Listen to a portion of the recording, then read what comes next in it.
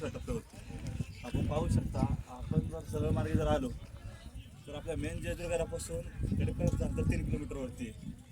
त्या ठिकाणी तुम्ही खाली ठिकाणी पाहू शकता. हा कडेपठारच्या खाली पायथ्याला रोड आलेला आहे. या ठिकाणी तुम्ही गाडी लावून इथून तुम्ही सरासरी 1 किलोमीटर अंतर आहे. या अंतरावरती तुम्ही लवकर जाऊनच तुमचा वेळा पण पूर्ण होतो लोकांचं असं म्हणणे. पण आपण जर पाहायला गेलं तर खरं पहिलं दर्शन घेऊन आपण नंतर कडेपठारला जर यायचं जर बंद तर भरपूर अंतर कठीण चढण्यासाठी आनंद वेगळाच आहे. भरवणामध्ये चढण्याची मजा वेगळीच आहे. तर लाईफमध्ये असे अनुभव जास्त वेळा येत नाही.